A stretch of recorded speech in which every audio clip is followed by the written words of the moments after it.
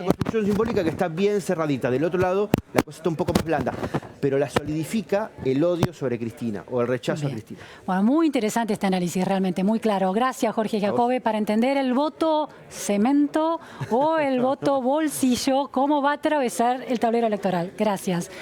Nos vamos ahora a nuestro móvil con Carla Ricciotti. El Financial Times de Gran Bretaña publicó un duro editorial advirtiendo a la población argentina que no vuelva a votar peronismo. Dice el titular: los argentinos deben rechazar el regreso del peronismo, y planteó un análisis histórico de la responsabilidad del peronismo en los últimos 70 años con una serie de medidas económicas que vamos a tratar de entender con un historiador centrado en la economía del peronismo. Buenas tardes, Carla.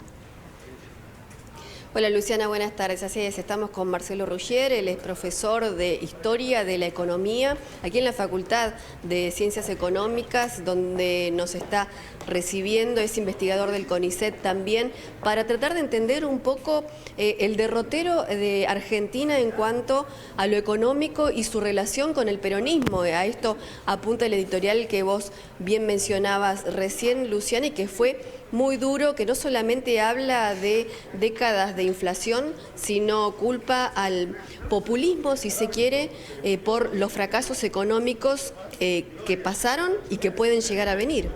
Sí, así es. ¿Qué tal? Buenas tardes. Bueno, es un tanto sorprendente la nota porque de algún modo está alertando y llamando de algún modo a votar en contra de la fórmula de Fernández y Fernández. Pero hace una referencia histórica, hace referencia a los últimos 70 años de la Argentina, algo que en los últimos tiempos también circuló aquí, digamos, del discurso oficial, ¿no? Esos 70 años del peronismo, los 70 años del populismo. Y esa referencia es bastante discutible, ¿no? Incluso varios de los argumentos que se exponen en la nota del Financial Times. Básicamente porque, identificar a los últimos 70 años con el peronismo es problemático. En principio porque deberíamos remitirnos a 1949, 70 años atrás, y los años en que los peronistas o el gobierno peronista, hubo gobiernos peronistas en Argentina, se reducirían, digamos, a los 6 años de ese peronismo clásico, 3 años más del peronismo del 73-76 y salteando por ahora los años del menemismo a los gobiernos kirchneristas, que serían 12 años más. En total esto me da una cuenta alrededor de 20, 21 años, ¿no? Sobre ese total de 70. Eso en primer lugar, incluyéndolo el gobierno peronista de los gobiernos de Menem, no llegaría ni a la mitad de los años de esos 70 años que menciona la nota. Entonces, identificar los fracasos de la economía argentina con la economía peronista es al menos muy discutible. Pero luego, básicamente uno tendría que pensar que hay en esos 70 años dos periodos claramente identificables, ¿no? Entre 1949 y 1975, y un periodo posterior entre 1975 y 2001, para dejar ahora de lado quizás lo que sucedió en el siglo XXI, por lo menos por un momento. Marcelo, te hago, antes de avanzar en los periodos, la conclusión, el cálculo que haces es muy exacto, 70 años contra la cantidad real de gestión peronista que ha habido en la historia política argentina. Ahora, ¿puede uno pensarlo de otra manera, que hay una matriz? Hay un paradigma de pensamiento económico y una matriz económica, macroeconómica y productiva instalada de alguna manera y consolidada a partir de esas gestiones peronistas que se vuelven sentido común y, aunque no estén gobernando, siguen instaladas en distintos gobiernos o en la ciudadanía al modo de expectativas. Sí, exacto, eso también es cierto. A esto me iba a referir precisamente un poco ahora, mirando este periodo 49-75 primero. De hecho, las políticas que se implementan generalmente tienden a tratar de resolver los problemas y las aberraciones, entre comillas, del populismo económico. Pensemos en el gobierno de la llamada Revolución Libertadora, claro, y los consejos de Presbich de 1955. Claro que la sociedad se transformó en esencia muy fuertemente en los años de del gobierno del peronismo clásico y por lo tanto se generaron una serie de condicionamientos en los años posteriores. Claro. Pero yo diría que lo que existe a partir de los gobiernos peronistas y en las décadas siguientes son políticas más bien de tipo heterodoxas, ¿no? Políticas que apostaron en todo caso a una mayor intervención del Estado, a un proceso de industrialización. Al Financial Times habla de como participación estatal. Habla de, por ejemplo, el control de precios y las nacionalizaciones como los males que ha atravesado Argentina, identificándolos con el peronismo. Pero exacto. Exacto. Bueno, uno podría decir que hay una matriz entre 1949 y 1976, básicamente heterodoxa, donde hubo bastante intervención en la economía en el marco de un proceso de industrialización o de búsqueda de industrialización, o donde el desarrollo pasaba por la industrialización. En ese contexto, de esos años, entre los años 50 digamos, y los años 70, básicamente hubo una serie de instrumentos que tendieron a promover una mayor intervención estatal, como el control de precios, etcétera.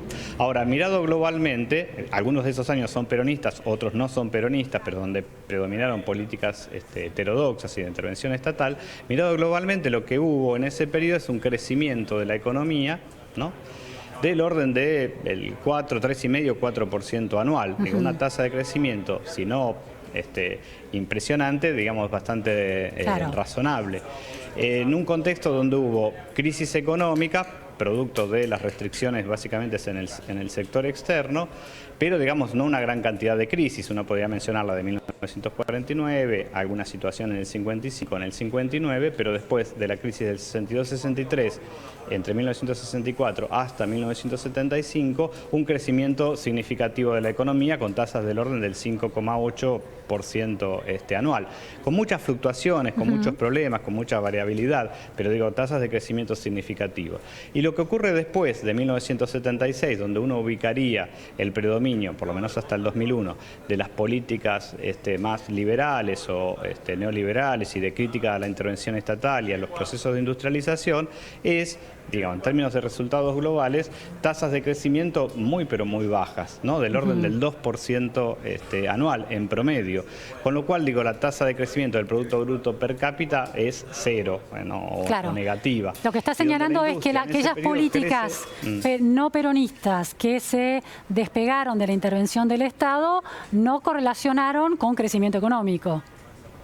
No, exacto. Digamos, uno puede criticar las políticas económicas del peronismo, puede criticar los instrumentos, puede criticar en general las políticas económicas heterodoxas, las puede poner vis a vis otras experiencias nacionales, digo, respecto al espacio latinoamericano, etcétera, donde a veces los datos son negativos para el desempeño de la economía argentina. Pero digo, comparado a esas políticas con las políticas que sobrevinieron después de 1976, básicamente las políticas que se generaron a partir de la dictadura militar y en el contexto de los años 90, los resultados son mucho más pobres, con crisis mucho más seguidas, ¿no? Digo, tenemos la crisis en el año 75, otra crisis en el año 78, la crisis del 81, del 82, la crisis del año 85, la crisis del año 89, brutal, la crisis del año 95, la crisis del 2001, digo, ahora, con una intensidad de crisis mucho mayor y con tasas de inflación muchísimo mayores, pero muchísimo mayores, recordemos los episodios hiperinflacionarios, que las tasas de inflación que hubo en el periodo 49-75, otra que es del orden en promedio del 20%. Entonces digo, y asimilar la idea de inflación con las políticas peronistas o populistas es al menos bastante arriesgado. Hay otra tesis. Para eso tenemos la misma situación actual, ¿no? Marcelo, te hago esta pregunta. La situación actual, Déjame que te haga esta pregunta. Hay otra tesis en el artículo del Financial Times que dice que en realidad lo que termina pasando es que después de estas gestiones peronistas, por los errores económicos que cometen o que perpetran, las gestiones de signo no peronista se la pasan corrigiendo, intentando una macroeconomía más sostenible, pero que implica esfuerzos en la ciudadanía y que a veces la ciudadanía no está dispuesta a sostenerlo. En esa concatenación de crisis de gobiernos peronistas y crisis que vos señalás o gobiernos no peronistas, ¿puede haber una relación causa-efecto como la que señala el artículo? Porque algo insinuaste al principio. Sí, algo de esto existe, pero en el largo plazo no se verificaría, ¿cierto? Incluso dentro de las mismas políticas económicas del peronismo. Precisamente los analistas lo que han destacado es, o algunos analistas, es la inconsistencia, teóricamente, de las políticas económicas peronistas una vez iniciado, digamos, el crecimiento del mercado interno, el incremento de los salarios, incremento del gasto público, luego viene una etapa de corrección y de ajuste. Esto es lo que parece suceder en el contexto del peronismo clásico entre el 46-48 y la etapa de ajuste posterior. Digo, el ajuste también nos lleva adelante el peronismo, pero cuando viene el golpe del 55 y las políticas económicas orientadas por los lineamientos de Prebisch, digo, no había una situación tampoco de crisis, ¿no? Y en otros contextos se dan, que no son políticas económicas peronistas, también situaciones de crisis y de ajustes. Entonces, en el largo plazo, pensado así, digo, en estos 70 años, en dos etapas, entre el 49 y el 75 y después, esto no se verificaría. Es cierto que hay una serie de correcciones y ajustes que hacer cuando se llevan adelante políticas heterodoxas, derivadas de problemas estructurales del sector externo o problemas internos, ¿no? Pero digo, también estas situaciones de crisis y de ajustes se suceden notablemente durante las políticas o el predominio de las políticas liberales y neoliberales. Bien. Otro de los elementos que está marcado en la nota es el tema de la deuda externa, ¿no? Dice, el notable endeudamiento que deriva, pero ni habría que discutirlo, digo, ¿no? Desde el punto de vista académico es insostenible. Claro. Digo, el periodo 49-75 es un periodo de mucho menor Bien. nivel de endeudamiento y exposición a la deuda externa de la economía argentina que el periodo posterior, ¿no? Marcelo, el artículo, bueno, por supuesto, recala en el presente porque se refiere puntualmente a esta elección y sintetiza los problemas que representó Cristina Fernández de Kirchner hasta 2015 con estos 4 puntos. Inflación galopante, moneda sobrevaluada, déficit fiscal desmedido y sintetiza con economía populista. Si uno ya sale de la serie histórica hasta 2001 y se concentra en la gestión del kirchnerismo de la última etapa, las últimas 2 gestiones de la expresidenta Fernández de Kirchner, ¿empieza a tener sentido la crítica que plantea el Financial Times? ¿O más sentido? Relativamente. A ver. No, bueno, digo, esta idea de la inflación galopante del gobierno kirchnerista, otra vez la misma situación, ¿no? Vale para la serie total que señalaba de las políticas neoliberales de los años 70 a 2000. Digo, la inflación es mucho mayor en los últimos años que la inflación durante el gobierno kirchnerista. Bueno, uno puede decir, no, porque esto es consecuencia de las liquideces, de los problemas estructurales. Bueno, pero lo cierto que el dato concreto es que la inflación es mucho mayor. Entonces, si aquella era la inflación galopante, la del gobierno kirchnerista, esta no sé cómo señalarla. Con un contexto mucho más agravante, que es una situación de recesión, ¿no? Lo que tenemos es, en estos últimos años, durante el gobierno de Macri, de no crecimiento de la economía, ¿no? Salvo, digamos, en el 2017 un leve crecimiento, pero el resultado global es una caída en términos absolutos desde el 2015 ahora, y en términos de producto per cápita cercano al 6%, de una caída muy fuerte y con inflación. En el otro contexto lo que tenías era una situación de crecimiento económico, al menos hasta el 2012, con inflación, pero una inflación bastante moderada. El artículo no lo dice, pero ahí el tema del precio de los commodities, el artículo no lo plantea, pero el tema de los precios de los commodities es clave, ¿no? Eso ya no es siquiera un logro ni del gobierno de la expresidenta, ni es un fracaso del gobierno actual.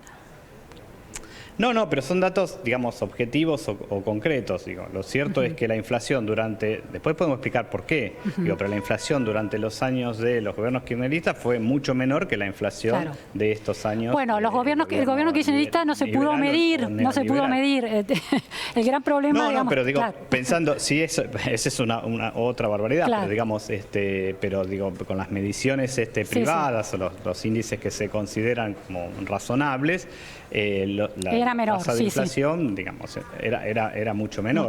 Y además era menor, pero además tenías una situación de crecimiento económico. Uno puede explicarlo por el viento de cola en los primeros años, pero digo, la tasa de crecimiento entre 2003 y 2007 es superior al 7% anual, ¿no? Era la época que se hablaba de las tasas chinas, etcétera. Y eso es un dato incontrastable.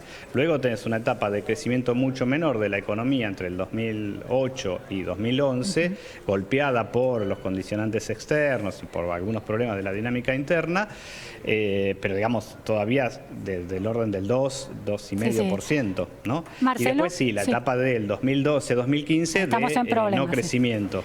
Marcelo, una última pregunta. El déficit fiscal es uno de los males que señala como herencia del kirchnerismo. ¿Podríamos decir que ese es el modo de mirar el déficit fiscal como algo posible y no tan preocupante? ¿Es una marca del kirchnerismo? Bueno, eso es una marca en general de estas políticas heterodoxas, digo, ¿no? Que no centran el problema en el déficit fiscal, sino, digamos, tratan de utilizar la inversión pública, digamos, o el gasto social, para impulsar determinadas actividades y el desarrollo.